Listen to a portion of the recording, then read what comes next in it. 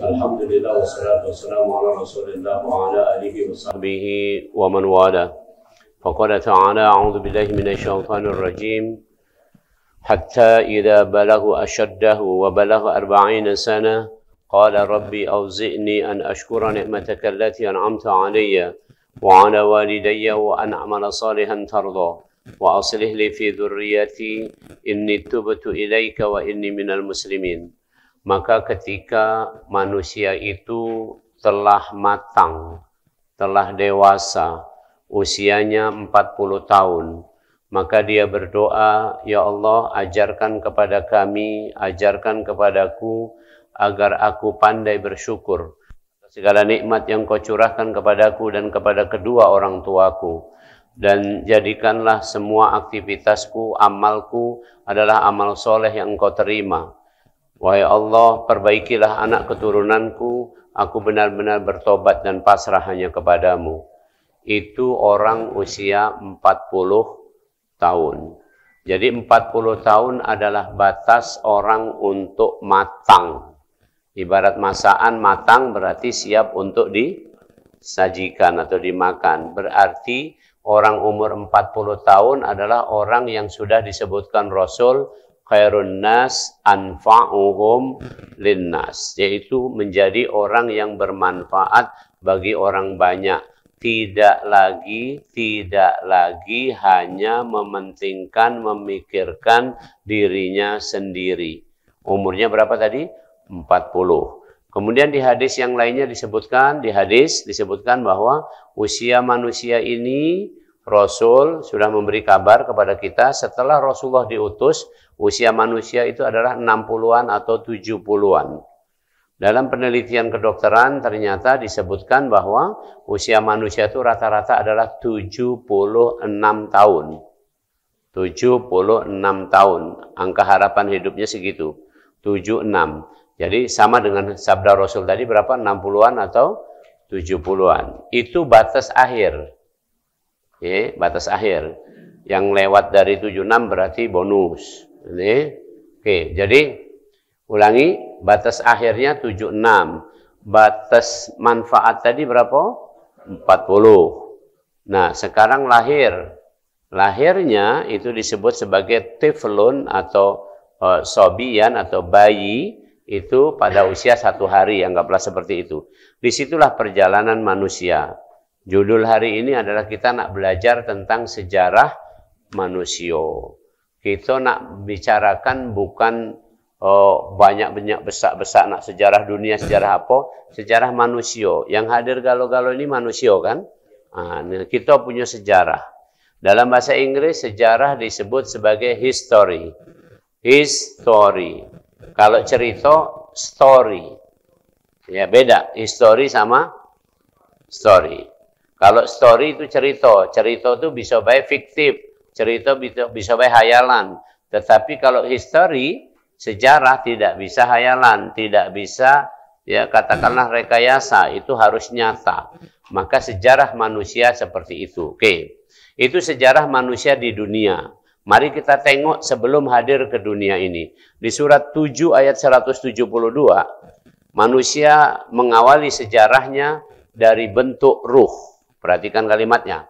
Manusia mengawali kehidupannya dalam bentuk ruh. Surat 7 Al-A'raf ayat 172. Waktu itu kita sudah diciptakan oleh Allah dalam bentuk ruh. Masih dalam bentuk ruh. Oke. Kemudian ruh itu dikumpulkan di suatu tempat. Nih, mungkin di aula mana itu kan, kita tidak tahu kan. Pokoknya di sisi Allah. Kemudian ruh itu dikumpulkan, kemudian disumpah oleh Allah. Jadi itu sumpah sebagai manusia. Alastu bi rabbikum qalu bala syahidna. Apakah kalian bersaksi bahwa tiada Tuhan selain aku? Itu kata Allah. Alastu bi rabbikum, bukankah aku ini Tuhanmu? Kalau diterjemahkan kayak gitu. Bukankah aku ini Tuhanmu? Bukankah tidak ada Tuhan yang lain, cuman aku? Maka seluruh ruh itu menjawab, bala syahidna. Iya, kami bersaksi bahwa tiada Tuhan selain Engkau ya Allah. Nah, itu terjadi sebelum kita hadir ke dunia. Oke. Nah, kemudian Allah Subhanahu wa taala menghendaki manusia yang pertama hadir ke dunia ini, ya kita sebut baik, ya. Kita sebut baik ini, kita tidak bicarakan nanti sebelum Nabi Adam katanya ada makhluk lagi. Itu udah banyak, katakanlah banyak sekali spekulasi-spekulasi. Kita tidak usah ngomongkan itu. Ya, yang pertama disebutkan di Al-Qur'an, wa bada'a khalqal insani min tin. Dan kami memulai menciptakan manusia dari tanah. Dari tanah. Nah, ternyata dari tanah itu disebutkan di Al-Quran adalah linjuk namo, kemudian Adam. Jadi kita clear, kita bicara dari situ. Jadi yang pertama kali, ruh tadi kan sudah ada. Setelah ruh itu sudah ada, maka kemudian Allah ya menciptakan ya manusia dalam bentuk yang seperti sekarang ini dari bahan tanah. Ya, tanah. Wa nafakha fihi min ruhi. Kemudian ruh ini tadi dimasukkan ke tanah itu tadi. Tanah yang sudah dibentuk. Tsumma sawwahu. Disebutkan di Al-Qur'an. Tanah itu dibentuk, sudah dibentuk sempurna, sawwahu itu dibentuk sempurna. Kemudian wa nafakha fihi min ruhi. Ruh ditiupkan masuk ke sana. Akhirnya jadilah racikan yang utuh antara tanah sama ruh. Jadilah dia bergerak apa segala macam jadi manusia ini. Itu kisah pertama. Berikutnya tidak lagi tanah diambil terus dimasukkan ruh. Berikutnya adalah ya dengan sama-sama Allah menyebutkannya dengan kata mimma'im mahin. Kemudian keturunannya direproduksi. Reproduksi. Bahasa Indonesianya dicetak ulang. Nyetak ulangnya bukan lagi dengan tanah, tapi nyetak ulangnya adalah mimma immahin. Dengan nutfah, embrio. Jadi kita kemudian anak turunan Adam ini, ya turun-temurun berdasarkan embrio. Nah, itu sejarah kedua dari manusia. Yang pertama tadi, ruh sudah disumpah bertauhid. Oke. Kemudian ruh ini yang wong pertama kali dimasukkan ke dalam tanah. Jadilah manusia. Manusia yang hidup di dunia ini. Nah, manusia ini kemudian melakukan reproduksi. Reproduksi. Dicetak ulang. Cetak ulang. Maka ya ini tidak lagi dari tanah. Tapi dari embrio. Yang bahannya sebenarnya juga tetap bahan dari tanah aslinya. Nah, cetak ulang ini kemudian beranak pinak. Sekarang jumlahnya total sudah 8 miliar manusia. Ya, kalau kita runut ke atas misalnya, kita punya ayah ibu. Ayah ibu ada ayah ibunya lagi kan? Atau dari kita lah. Kita punya ayah ibu. Di atas ayah ibu kita punya kakek nenek. Di atas kakek nenek kita punya kakek nenek buyut. Nah, di atas buyut ya pokoknya apalah. Ya buyut sampai sana. Sampailah kira-kira seperti itu. Oke. Jadi contoh kalau dalam sejarah itu disebutkan misalnya contoh kita kisahkan Nabi Ibrahim sajalah. Nabi Ibrahim punya anak. Ya, anak yang pertama namanya Ismail. Ismail itu lahir duluan. Baru setelah itu punya anak namanya Ishak. Ismail dulu aja lah. Ismail nanti punya keturunan nggak disebut apa siapa, tapi yang terkenal disebut Adnan. Ya mungkin keturunan yang keberapa, tidak langsung Ismail terus Adnan. Pokoknya dari keturunan Nabi Ismail itu yang dikenal sebagai tokoh namanya Adnan. Dari Adnan itu ada keturunan yang terkenal disebut namanya Kinanah. Dari Kinanah keturunan yang terkenal dinamai Fihir. Ya, Fihir atau nama lainnya Quraisy. Dari Quraisy ada keturunan, ada namanya Abdul Manaf dan segala macamnya, sampailah juga kakek Abdul Muthalib, dan dari Abdul Muthalib ada keturunan 10 orang laki-laki, salah satunya namanya Abdullah. Dan dari Abdullah itulah lahirlah Rasulullah Muhammad Sallallahu Alaihi Wasallam, atau beliau adalah anak dari Abdullah. Kemudian dari Nabi Muhammad itu punya anak beliau 4 orang perempuan, 3 laki-laki. Yang laki-laki semua wafat, yang perempuan hidup. Yang perempuan hidup ini pun yang punya keturunan yang survive ada cuma 1, Fatimah.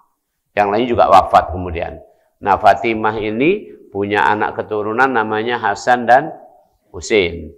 Nah, Hasan dan Husain ini kemudian sudah menikah dan punya anak keturunan. Kemudian beliau berdua mati syahid, dibunuh. Kemudian Hasan dan Husain ini tadi sudah punya keturunannya terus sampai sekarang. Nanti sampai hari kiamat di antara keturunan Hasan Husain ini ada yang namanya Muhammad.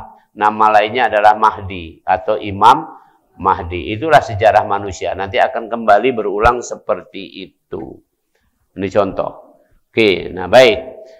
Nah, inilah sejarah manusia. Jadi ulangi tadi, ruh di sana, kemudian lahir ke dunia ini, juga ruhnya dimasukkan lagi di situ. Jadilah kita ini galau-galau, yang kata Allah Subhanahu wa taala di Al-Qur'an, wa ja'alakum syu'uba wa qabaila lita'arafu. Kami jadikan kamu bersuku-suku, berbangsa-bangsa, beda-beda. Yang lahir di Palembang ini ya agak pesek-pesek dikit. Nah, nih yang lahir di mana? Di Amerika sana, mancung-mancung, deh. Tapi yang lahir di Palembang ini kulitnya lumayan, agak merah-merah dikit, ada coklat-coklatnya, tidak pula hitam, tidak pula putih. Yang lahir di Eropa sana pucat-pucat, putih, gitu kan? Dah lemak, nyingonya cak udang, ini, kira-kira itu. Nah, semua itu adalah hanya sekedar hanya sekedar fisik, tapi isinya sama. Maka Allah ini buktikan, persis buktikan. Di Al-Qur'an dikatakan subhanalladzi khalaqal azwaja kullaha mimma tumbitul ardu wa min anfusihim wa mimma la ya'lamun. Maha suci Allah yang menciptakan segalanya berpasang-pasangan, termasuk manusia. Jadi karena itu orang Indonesia menikah dengan orang Afrika bisa punya anak. Orang kita menikah dengan orang Amerika bisa punya anak. Orang Afrika menikah dengan orang Cina bisa punya anak. Karena semuanya sama. Dari sini tidak perlu lagi ribut-ribut. Kemarin ada ribut-ribut masalah apa itu? Habib bukan Habib, nasab bukan nasab. Tidak perlu yang itu. Senianan tidak perlu. Karena kita dari keturunan yang sama. Dan persis isinya sama, cuman yang berbeda waqtilafu alsinatikum wa alwanikum. Itu kata Allah di surat nomor 30, surat Ar-Rum ayat 20-an. Kami bedakan kulit dan bahasa kamu, cuman itu aja yang dibedakan. Kalau yang lain tidak beda. Contoh, menangisnya orang Amerika, mana nangisnya orang Amerika? Hahaha atau macamnya. Sama nangisnya orang Palembang, mana kira-kira? Sama. Yang berbeda itu cuma kulitnya baik. Nah, itu kira-kira. Nah, ini penegasan. Oke. Nah, setelah itu, waktu di dalam kandungan pun itu sudah membuat sejarah. Dahsyat banget Bapak Ibu, saya ceritakan. Nih. Pertama pembentukan manusia. Mana ya aku gambarkan di sini baik, pakai ini baik. Oke. Pakai ini nih. Ini sel telur, ibaratnya ini sel telur. Kemudian ini aku koyak dikit ya, biar enak ngasih contoh. Ya, ini sperma yang kecil ini ya. Ini sel telur. Sel telur ini nunggu di tempat yang namanya ujung rahim. Ujung rahim, namanya ampula. Nunggu di ujung rahim. Sperma masuk dari pangkal farji. Pangkal dari farji. Nah, masuk dari sini. Perjalanan dari sini ke sini 17 cm. 17 cm mana? Sini ya, 17 cm ya. Dekat atau jauh? Dekat menurut kita. Nah, ukuran sperma itu 50 mikron. 50 mikron, 50 per sejuta meter. Jadi kalau begitu, jarak 17 cm sama dengan kita 34 km. Paham? Ulangi. 34 km jawab apa tidak? Kalau tidak jauh, ayo kita jalan habis pengajian ini ke Simpang Indralaya. Itu. Kita 32 kilo itu, 34 lah anggaplah. Unsri lah. Oke, 34 kilo itu. Oke. Gimana Ibu? Laju? Jalan sana? Nah, ini tolong bayangkan. Nah, jumlah sperma ini sekali keluar, sekali masuk di sini di pangkal Parji ini jumlahnya adalah 900 juta. Ini aku gambarkan sikok baik kecil ini. 900 juta, banyak tak? Nah, berjalanlah berapa kilo tadi? 34 kilo. Maka begitu sampai di dekat ovum telur ini tadi, tinggal sisa ratusan. Yang mati kira-kira 899 juta 990.000. Oh, apalah namanya. Pokoknya ya kira-kira ratusan yang sini. Sampai di dekat ini, ini ovum ini siap untuk menerima. Begitu masuk sikok, langsung ovum ini, telur ini tadi, kulitnya ini berubah jadi benteng. Jadi besi.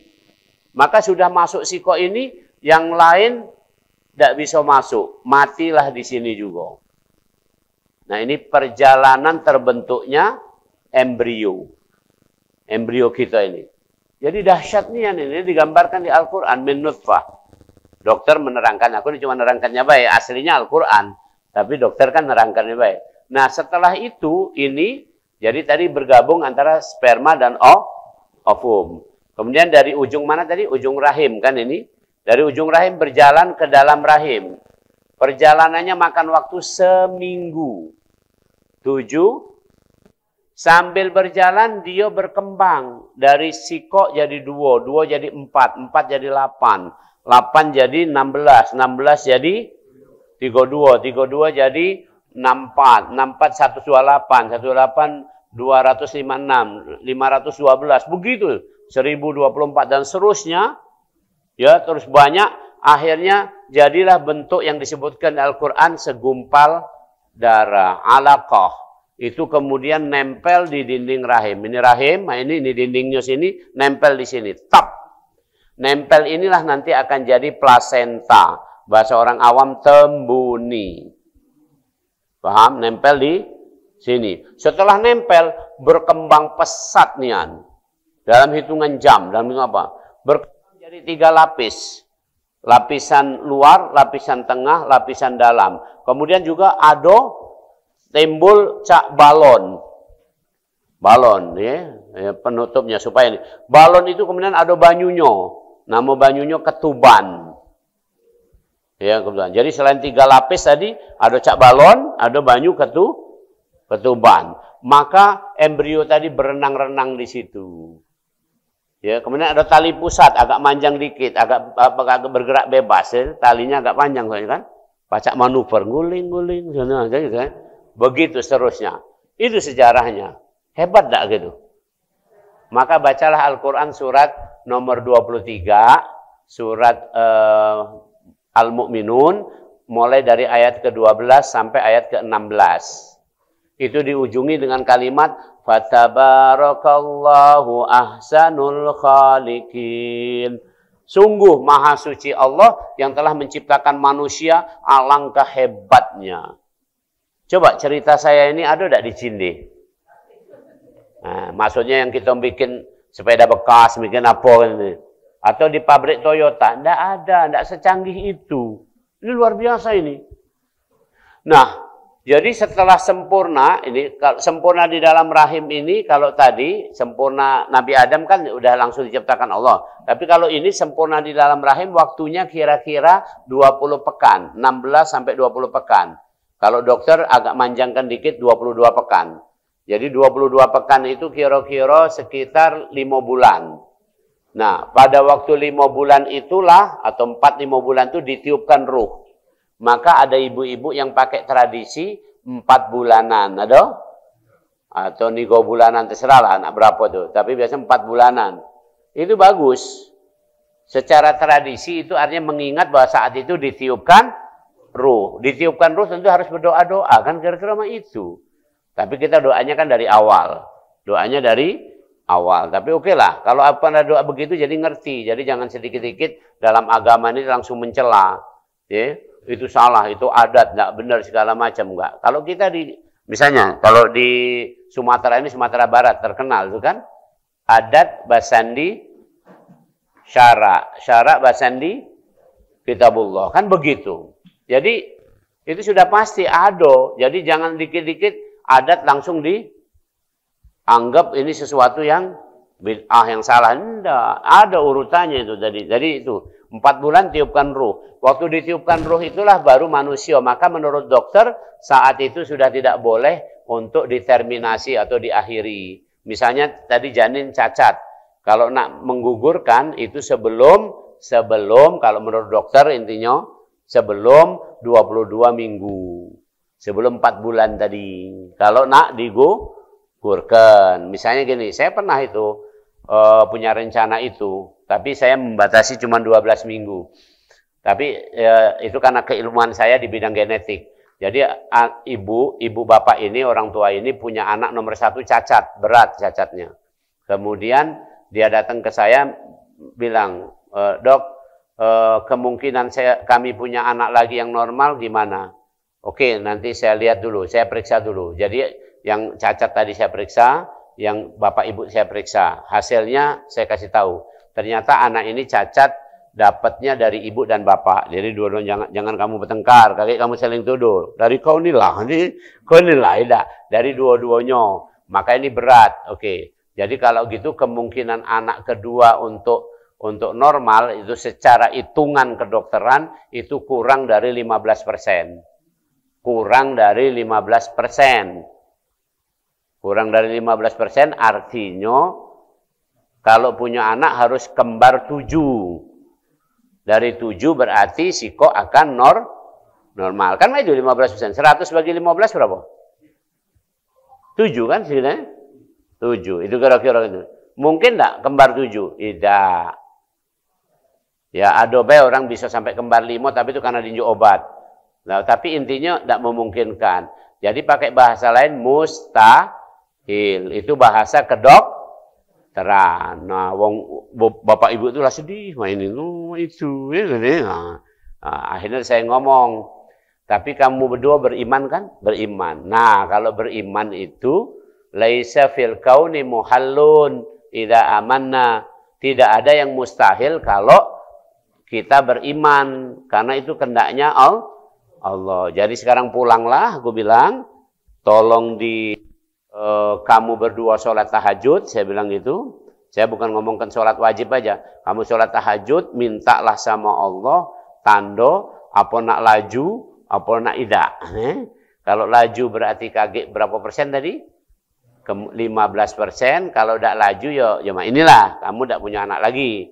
Nah, terus dia nanya, nanti kalau laju, misalnya, bagaimana kami tahu pasti bahwa ini cacat tidak cacat? Maka pada 10 minggu akan saya ambil janin itu, contoh dari air ketubannya. Nanti akan bisa dilihat di situ, apakah cacat atau tidak. Oke, sepakat? Sepakat. Kalau cacat, nanti kita gugurkan kandungan itu pada usia 12 minggu. Nggak sampai berapa tadi? 20 minggu tadi. Oke, sepakat? Sepakat. Sudah, baliklah dia. 2 bulan kemudian datang. Dok, kami sepakat untuk hamil lagi. Oke, kalau gitu. Nah, setelah itu dia hamil, ngasih tahu. 10 minggu dari kehamilan dia datang lagi. Kami ambillah cairan ketuban. Ditusuk perutnya itu kan. Jangan kamu nak ngerinya. Ada pakai jarum. Gimana? Jarum cowok situ. Profesor yang nusuknya. Waktu itu aku belum profesor. Profesor saya di UI. Itu nusuknya itu ke dalam sana diembeklah contoh dari air ketuban. Air ketuban itu kan mengandung sel. Sel dari janin yang lepas itu tadi. Diembek. Nah, habis itu telitilah di laboratorium. Kemudian saya yang membacanya. Saya baca bacaan di laboratorium itu. Ternyata subhanallah tidak cacat.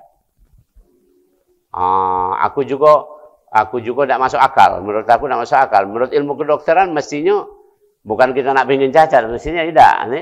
Akhirnya saya dapat penghargaan. Penghargaan bukan karena ini. Ya, jadi karena keadaan gini saya disuruh presentasi tentang kasus ini langka. Ya, jadi kalau presentasi kedokteran harus diterangkan secara logika ilmiahnya. Tapi dalam batin saya ngomong ini karena Allah galau. Cuman kan kalau ngomong di depan wong yang Cina, Amerika, yang mana tuh ngomong ini karena Allah. Ayo kayak cang cincung enggak tahu gitu. Nah, kita ngomong terangkan secara mekanisme baik. Jadi artinya tetap ada probability kemungkinan untuk normal. Itulah sejarah manusia dalam kandungan. Maka ya ibu-ibu khususnya apalagi yang masih muda, yang masih nak hamil, jagolah nian kandungan itu karena itu adalah sejarah dari manusia. Nah begitu lahir dimulailah dia kehidupan di dunia. Lahir dengan menangis. Tafsirannya macam-macam. Kalau menurut dokter, menangis adalah salah satu cara untuk mengembangkan paru-paru. Paru-paru kayak balon yang belum ditiup. Jadi begitu nangis maka balon itu akan ngembang. Nah, itu teori dokter. Kalau teori psikologi, dia tadinya nyaman berada di rahim, keluar di dunia ngapa menyeramkan mak ini. Maka ketakutan, akhirnya dia menangis. Aduh benarnya kalau, jangan salah tafsir. Maka kemudian kewajiban ibunya adalah mendekapnya. Itu clear. Didekap, kemudian ditempelkan, dan dimulailah ASI. Kata Allah di Al-Quran, wa fisaluhu fi amaini. Ini Al-Quran dalilnya. Dan kamu akan menyusui dia selama 2 tahun. Nanti fisaluhu disapihnya juga dalam usia 2 tahun. Kira-kira begitu. ASI eksklusif adalah 6 bulan. Kalau dulu pengetahuan awal cuma 3 bulan. Sekarang dengan pengetahuan yang cukup bagus adalah 6 bulan. Kalau mau ngomong lagi lebih canggih lagi, pembentukan otak itu sampai usia 2 tahun. Jadi makanya itu kenapa Al-Quran menyebutkan 2 tahun. Jadi tetap dalil Al-Quran yang paling bagus. Ya, ibu-ibu zaman sekarang, zaman now katanya kan, itu kendaknya kalau pacak 3 hari bayasi. Ya, selebihnya, tidak mah itu. Seterusnya tadi, ulangi ya. Pembentukan otak itu sampai 2 tahun. Setelah 2 tahun tinggal perkembangan otak. Beda pembentukan sama perkembangan. Saya kasih contoh. Pembentukan tuh gini kira-kira. Kalau ada barang mesti jumlahnya 100, maka itu namanya pembentukan atau pertumbuhan. Jadi kalau jumlahnya masih 80 berarti belum. Nah, kalau 100 berarti sudah terbentuk sempurna. Nah, otak itu terbentuk 100 tadi kira-kira itu pada usia 2 tahun. Nah, setelah 2 tahun itu tidak lagi nambah. 100 itulah. Tinggal 100 ini mulai hidup sikok-sikok, cak baterai. Itu namanya berkembang. Bagaimana cara mengembangkannya? Dirangsang, stimuli. Bahasa kitanya diajari. Ya, tapi jangan ngajarinya dari umur berapa tadi? 2 tahun baru diajari. Didiamkan baik. Di 2 tahun baru kita ajari. Tidak. Dari awal sudah, karena pertumbuhan otak itu kan sama perkembangannya berjalan bersamaan. Kan pertama kali otak lahir itu kan sudah ada otaknya nih. Tapi mulailah tumbuh. Nah, tumbuh sambil dikembangkan, tumbuh dikembangkan, tumbuh dikembangkan, tumbuh dikembangkan. Begitu seterusnya. Maka ketika usia 2 tahun, dia sudah dapat rangsangan atau pendidikan yang cukup bagus. Makanya kita bagus banget cara Islam. Cara Islam. Begitu lahir, itu kan, kemudian 7 hari kemudian atau sepekan kemudian dikasih nama. Dengar gak anak itu dikasih nama? Dengar, karena setelah itu akan dipanggil kan, Ahmad, Ahmad, nah itu kan, dan seterusnya. Kemudian, rame-rame. Waktu lahir pertama kali mulai dirangsang, dikasih ditahnik namanya, tahnik. Nah kalau Rasul itu mengunyah kurma. Kurma dikunyah oleh Rasul, kemudian setelah kurma itu jadi cairan ditaruh di tangan ini, di ujung tangan ini. Kukunya pendek ya, jangan kuku panjang nih. Kemudian dimasukkan ke mulut bayi, taruh diusap di langit-langit. Langit-langit, bukan gigi belum ada kan? Langit-langit sana. Nah, nanti dia pasti akan ngecup dan akan gigit. Itu sambil berdoa. Yang ngunyah siapa tadi? Rasulullah. Ya, maka yang paling bagus kalau kita punya anak yang ngunyah adalah ya kalau bisa ayahnya atau yainya, kakeknya, ya yang tentu saja tidak ngerokok. Tentu saja adalah tujuan dari itu ada dua. Ini Rasul menerangkan ini tujuan dari itu ada dua. Ya, tujuan pertama adalah merangsang kuatnya mulut ini gigi gerigi rahang ini kuat. Yang kedua adalah memfasihkan omongan. Karena doa orang yang soleh ini tadi. Gitu. Jadi boleh ya, boleh. Tapi ingat tadi, jangan main kunyah baik kan? Jadi jangan di blender ya, di blender oleskan itu. Kaki dia cak blender. Ini dari orang yang alim, Rasul itu ngajarinya. Ada beberapa orang itu ada datang bayi ke saya. Ya, mungkin dia percaya sama aku ini kan. Tapi aku tidak ngerokok memang kan. Ini. Jadi saya kunyahkan kurma, tempel di sini, aku masukkan ke situ. Ya sambil doa. Tapi yang lebih bagus adalah tentu ayah atau kakeknya. Kan itu garisnya. Ini. Makanya jadi ayah harus baik. Jadi kakek harus alim. Ini. Kalau kakek ngomong, ayahnya coba, tidak baca, aku nih galak mabok. Tidak cocok. Ngomong, kakeknya coba ini kan, tidak baca, aku ini masih berkuncit. Nah, ada kemarin saya jumpa kakek-kakek masih berkuncit. Apa ini? Ada kuncit sini kan? Pakai celana jeans. Rambut memutih galau. Siapalah yang tertarik gitu. Tapi mungkin ada bayi masih tertarik gitu. Jangan sama itu ya kira-kira. Nah, ini contoh. Nah, mulailah dari situ umur 2 tahun tadi. Nah, setelah 2 tahun itu maka dia berkembang pesat. Sampailah usia 6 tahun. Itu sejarah manusianya di situ. Sampai usia 6 tahun. Sampai usia dari lahir sampai 6 tahun tadi tidak boleh ditinggalkan oleh ibu. Tolong camkan ini. Tidak boleh ditinggalkan oleh ibu. Karena itu disebut dalam bahasa kedokteran golden age. Yaitu masa keemasan. Lewat dari 6 tahun, maka anak sudah akan membentuk sesuai dengan apa yang didapat selama 6 tahun awal ini. Ulangi, jadi kalau ingin anak yang soleh, solehah, bagus, cerdas, segala macam, itu pendidikannya utamanya terjadi pada lahir sampai 6 tahun. Yang setelah itu cuma nambah-nambahi baik. Jadi jangan sampai kalau bahasa hukum syariat, 0 sampai 6 tahun itu adalah fardu. 6 tahun ke atas sunnah. Nah, coba sekarang ini. Kalau orang sholat sunnah rajin, tapi tidak sholat wajib, mana kira-kira? Bagus saja? Tidak bagus.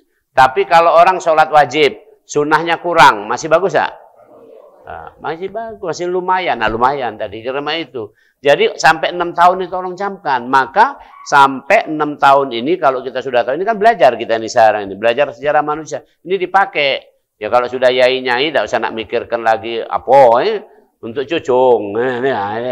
Ini dipakai. Intinya ya kita semua ini, terutama ibu-ibu harus menunggui anaknya sampai usia 6 tahun. Kalau bekerja bila perlu berhenti. Kalaupun tidak berhenti seperti tempat saya itu, tempat kami itu, guru-guru di sekolah kami kalau beranak, itu langsung suruh, saya suruh bilang bawa ke sekolah. Nanti di sekolah kami sediakan tempat bayi, ada pengasuhnya di situ selama jam belajar. Nanti ketika istirahat, ibunya menyusui situ. Kan? Nanti pulang dibawa pulang. Begitu caranya. Ya, supaya apa? Supaya nggak ditinggalkan tadi selama 6 tahun ini enggak. Saking anunya sibuknya, ada syuting, ada ini, ada itu, ada konten, apalagi zaman ini, segala macam. Akhirnya bayi ini dititipkan ke neneknya. Ya nenek lah dak kuawo sambil nyirih kan nenek itu kan. Dak kuawo lagi. Atau yang lebih parah lagi dititipkan ke tempat penitipan anak yang ngurus babysitter atau pembantu. Kalau mereka maunya simple, maka semua anak kadang-kadang ditinggal aja taruh depan TV. Akhirnya TV difotokopi oleh mereka. Umur 2 tahun lah pacak joget kayak kan ini. Karena lihat itu terus dan sebagainya. Maka ini harus ditempel oleh ibunya. Mahal loh ini. Ibu-ibu sering nggak sadar. Sekarang aku tanya, ibu-ibu kalau nyimpan perhiasan kan di dalam kotak safety box, benar? Kotak itu adanya di lemari. Lemari itu adanya di kamar, ya kan? Kamar itu dikunci pula. Jadi saking itu perhiasan. Nah sekarang anak tuh harganya lebih mahal dengan perhiasan itu. Tapi kenapa dibiarkan begitu saja? Tidak diprotek. Padahal cuma suruh 6 tahun loh. Tidak lama 6 tahun itu. Wah, kalau maunya 6 tahun tidak baca ngapo-ngapo. Tidak baca kegiatan apa sosialita. Ya. Tidak. Ya kami tidak sekedar ngomong. Waktu istri saya melahirkan anak pertama, saya bilang. Dia ngomong, boleh nggak mas saya mau sekolah lagi? Boleh. Tapi nanti 6 tahun setelah anak ini umur 6 tahun. Oh gitu, ya. Karena ini tadi saya terangkan. Oke, dah. Habis itu tahu-tahu tahun depan beranak lagi. Kemudian 2 tahun berikutnya beranak lagi. 3 tahun berikutnya beranak lagi.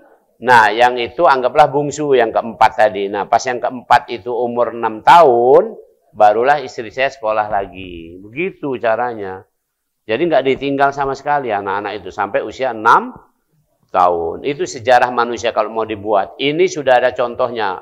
Nabi Muhammad SAW ditinggal wafat ibunya pada saat usia 6 tahun. Sudah 6 tahun baru Aminah wafat. Itu setting sudah dari Allah. Kemudian dalam sejarah bacalah Genghis Khan. Walaupun ini bukan muslim, tapi Genghis Khan itu ditunggui oleh ibunya. Dalam sejarah modern Thomas Alva Edison juga ditunggui oleh ibunya. Seperti itu. Bahkan Thomas Alva Edison itu ditarik dari sekolah karena di sekolah dianggap nakal, bodoh dan nakal. Kata ibunya, aku nggak terima anakku dipanggil bodoh dan nakal. Akan aku didik dan kubuktikan. Jadilah Thomas Alva Edison dengan penemuan lebih dari 100 penemuan yang hebat-hebat termasuk listrik dan sebagainya. Jadi intinya seperti itu. Dan semua orang didampingi oleh ibunya. Kalau soal ayah, mohon maaf, kita ini agak kurang peran itu. Makanya Abdullah, ayahnya Rasulullah, itu sudah wafat pada waktu Rasul masih dalam kandung. Nah, bukan karena penting tidak penting, tapi sudah setting Allah. Jadi Allah ingin menunjukkan, walaupun tidak ada bapak, maka tetap berhasil mendidik. Yang bukti paling ekstrim adalah Maryam, Siti Maryam, ibunya Nabi Isa. Walaupun katik laki, tetap baik anaknya berhasil. Ini. Tapi jangan coba-coba. Sekarang ada tidak baca tanpa laki, cak jadi Maryam. Memang nama Maryam, tapi tidak baca.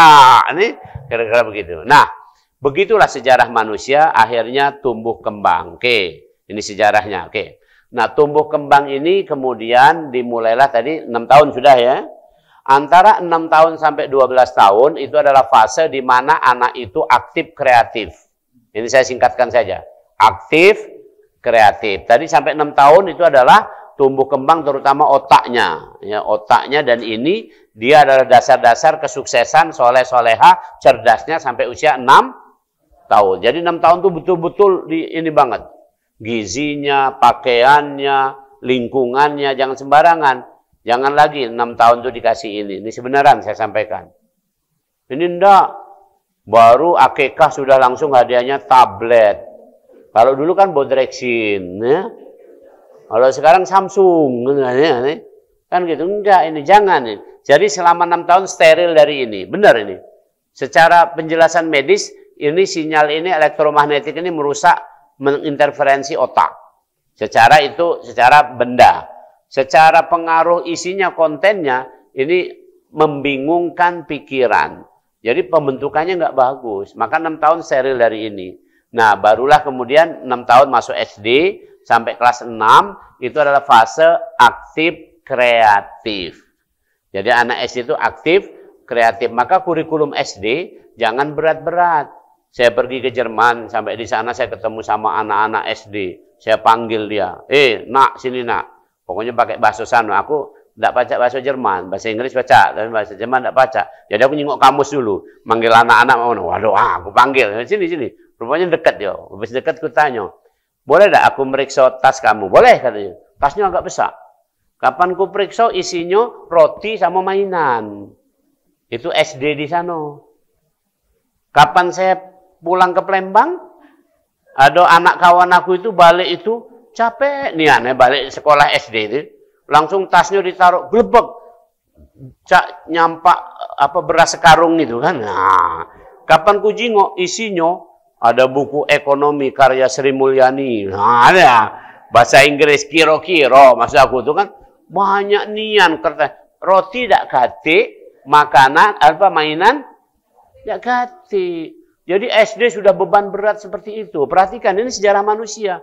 Maka kita gagal. Makanya kenapa sekarang para pejabat banyak main-main. Karena tidak lagi aktif kreatif waktu SD-nya dulu. Sudah ada beban, baru sekarang meledak dia. Meledaknya waktu sudah punya jabatan. Itulah main-main galau itu. Paham ya? Oke. Maka SD itu adalah aktif kreatif. Mencoba sana-sini segala macam. Biasa aja. Jadi jangan beban berat. Kalau soal naik kelas, naikkan aja. Bila perlu kan gedung kita kan 2 tingkat ini kan. Kelas 1 taruh bawah. Ini.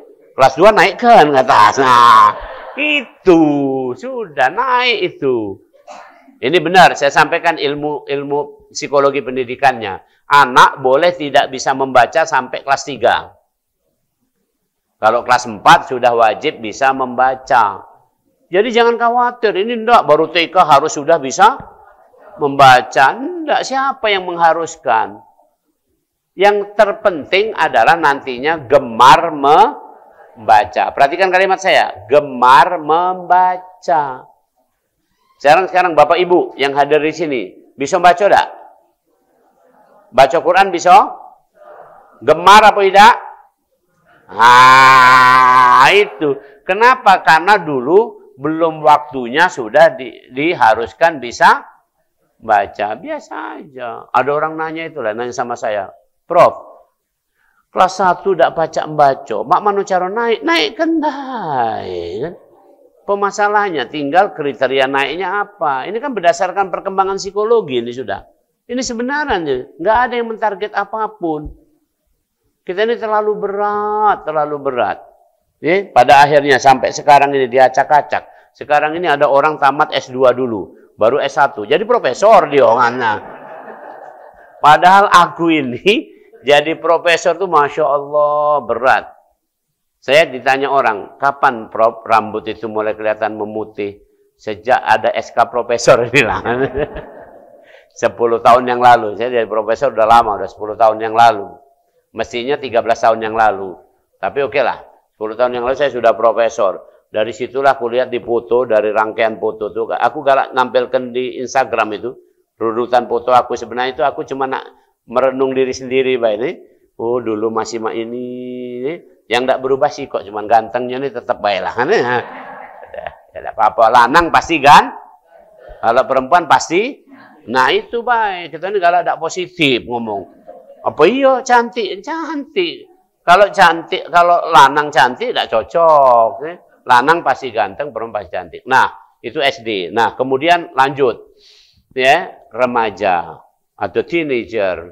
Itu disebutkan dalam sejarah Rasul juga disebutkan sejarah manusia. Pada waktu remaja itu Rasul banyak dilatih untuk melakukan kegiatan sosial. Maka pada saat itu Rasul dilatih berdagang. Berdagang kemana-mana. Sudah pergi ke Syam itu. Pada usia-usia belasan itu. 12, 11, 12 itu. Kemudian juga dilatih sudah mengelola sendiri. Kambing, segala macam itu. Kemudian Rasul juga diajak waktu itu umur 15-an perang Fijar. Pertempuran. Beliau sudah membantu paman-pamannya untuk pertempuran. Segala macam. Itu usia remaja. Jadi usia remaja bahasa mudahnya kasih kepercayaan. Supaya dia nanti percaya diri. Kasih kepercayaan. Saya kasih rumusnya, resepnya. Supaya sejarah ini berulang dengan bagus. Ya, cara ngasih kepercayaan apa? Maka kenali lingkungannya. Contoh misalnya, dia punya teman siapa? Temannya itu undang ke rumah. Kan seneng itu kan. Nak, teman sekelas kamu undang ke rumah ya. Ada apa Pak? Kita pesta. Gitu, jangan ngomong. Nak aku jingok siapa sikok-sikok. Nah, ada apa itu? Kita pesta, cukup diajak pesta. Mana ada orang diajak pesta tak galak kan nih? Pasti ngomong, bro, papa aku ngajak pesta nih ke rumah. Woi seneng nih. Nanti ada hadiah-hadiah segala macam. Datang galau, itu sekelas itu kan. Mungkin kelas tetangga juga masuk nih. Datang. Nah, dari situ kita tahu, oh ini kawannya ini. Oke. Nanti sebaliknya, anak kita juga suka. Jadi udah tahu kita lingkungannya. Jadi nggak akan bocor masalah narkoba, masalah apa segala macam ini. Karena kita nggak tahu siapa temennya itu tadi. Kasih kepercayaan. Saya punya keponakan saya udah besar ini. Anaknya aja udah gadis, SMA dia.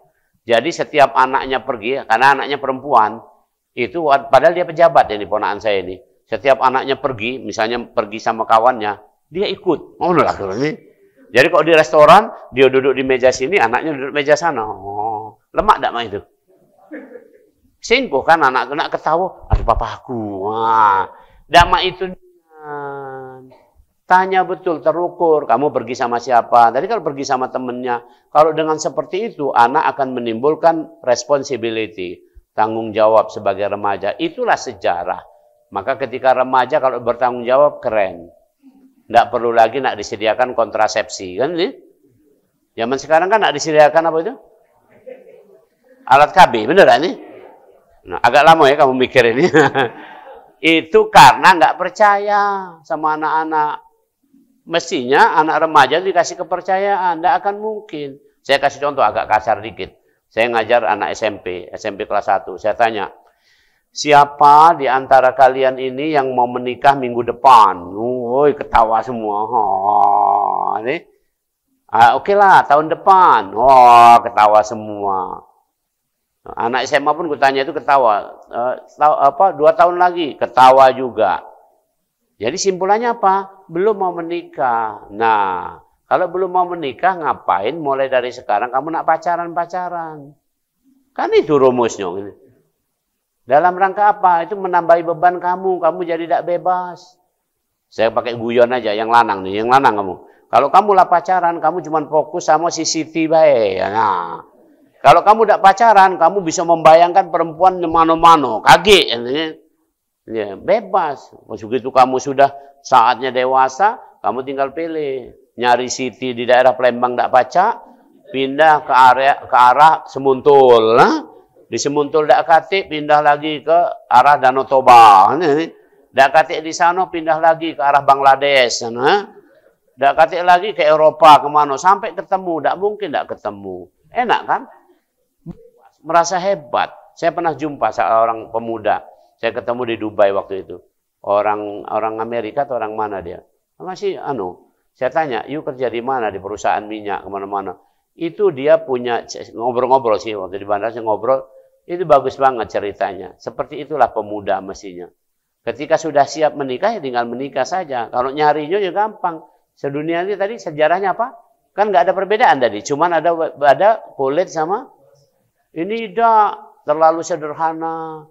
Lahir di Kertopati, besar di Kertopati, sekolah di Kertopati, menikah sama tetangga Kertopati itulah, ya, beranak pinak di Kertopati itulah, tua mati dipendam di. Nah ini guyon aja, ini guyon saya ini dari Prof. Biran Afandi. Beliau adalah guru besar Objin di FKUI, guru saya. Prof. Biran itu orang Kertapati. Jadi waktu saya diajar beliau, dia nanya, ada nggak yang dari Palembang sini? Ada, Prof. Ini. Langsung dia keluar bahasa Palembang, masih agak ingat-ingat. Dari mana? Pelaju aku bilang. Aku ini Kertopati. Kertopati. Nah dia pesan itu tadi.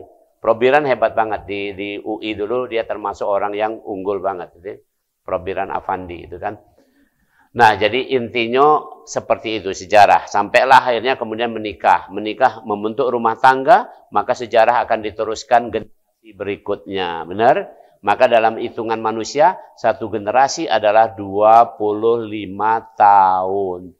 Jadi kalau ayah Anda ini sudah hampir berapa? 90 ya? 85. Sudah 85, sekarang ayah Anda sudah memasuki 4 generasi. Generasi keempat, tinggal kita cek baik. Generasi pertama, generasi kedua adalah putra beliau itu. Putra beliau udah ada yang punya cucu kan? Nah, itu berarti 4 generasi. Kalau 100 lebih, itu 5 generasi. Kira-kira itu. Itulah yang akan meneruskan kita. Itulah sejarah manusia akan terus berulang. Tapi dengan cara sekarang kita ingin memotong. Ini bukan guyon, tapi menyedihkan, sindiran. Ketika anak-anak remaja sekarang ini sudah disediakan kontrasepsi, alat KB itu yang menurut peraturan pemerintah kemarin baru ditandatangani itu, apa yang terjadi? Maka para pemuda itu tanda kutip terdorong untuk mohon maaf, melakukan hubungan seksual tapi tidak akan punya anak. Dan sedikit banyak kemudian nanti akan terjadi gangguan atau penyakit pada organ reproduksi dan seterusnya mereka akan tidak punya anak alias mandul. Dan apa yang terjadi? Generasi kita akan turun drastis. Jumlah keturunan turun drastis. Dan siapa yang nak mukul beduk? Siapa nak azan? Dak katik lagi. Tinggal ada yai samu nyai ke masjid. Sejarah berakhir. Itulah yang ditangisi penutup ceramah ini. Itulah yang ditangisi Perdana Menteri Jepang. Perdana Menteri Jepang mengatakan, aku menangis, saya sedih, karena di Jepang sekarang sudah ini. Kemarin tahun berapa itu terjadi penutupan SMP untuk terakhir kalinya. Di salah satu negara bagian atau prefektur di situ ditutup. Katik lagi siswa. Kalau siswa SMP masuk katik lagi berarti SD-nya tidak katik lagi. Itulah satu bagian. Suatu saat juga ada sejarahnya banyak, bisa baca di YouTube di mana, nengok di YouTube, ada kereta yang tiap hari berjalan dari satu tempat ke tempat lain cuman muat wong siko, yaitu siswa sekolah. Setelah budak itu tamat, maka kereta itu rutenya ditutup. Karena katik lagi yang nak diantar. Kita pengen mak itu? Maka harga rumah di Jepang sekarang ini rata-rata cuman 10 juta rupiah. Ada di berita itu 10 juta rupiah. Karena maksudnya jangan caidak baik, cuman untuk ngurus surat di kantor camat kurasa. Ini cuman ganti pindah ini. Karena tidak ada lagi siapa mau tinggal situ sama merawat. Nggak ada orang lagi. Pingin kita seperti itu? Tidak. Dan sekarang sudah mulai ada gejalanya. Kalau orang tua kita punya anak masih 7 sampai 10. Kalau kita sekarang punya anak pecah kami sudah 4. Nih, kaki mungkin cucung kami anaknya tinggal 2. Cucungnya lagi tinggal siko. Cucungnya lagi belum tentu punya anak. Ya Allah, inilah sejarah manusia. Maka itu Rasul menutupnya dengan kalimat, aku akan membanggakan jumlah kalian. Jadi bukan masalah jumlahnya banyak atau tidak banyak, tapi teruslah kita ini dari generasi harus ada yang meneruskan. Inilah pentingnya. Demikian, bismillahirrahmanirrahim. Alhamdulillahirabbil alamin. Allahumma shalli ala sayyidina Muhammad wa ala ali sayyidina Muhammad. Allahumma aslih lana dinana alladhi huwa ismatu amrina. وأصلح لنا دنيانا التي فيها معاشنا وأصلح لنا آخرتنا التي إليها معادنا واجعل الحياة زيادة لنا في كل خير واجعل الموت راحة لنا من كل شر. Wahai Allah, perbaikilah pemahaman kami terhadap agama ini, karena di sinilah terletak kebaikan kami. Perbaikilah dunia kami, karena di sinilah kami mencari rezeki. Perbaikilah kampung akhirat kami, karena di sanalah kami akan tinggal selama-lamanya. Wahai Allah, jadikan sisa umur kami tambahan kebaikan, dan jadikan kematian bagi kami istirahat atas kejahatan kami. Walhamdulillahirabbil alamin. Assalamualaikum warahmatullahi wabarakatuh.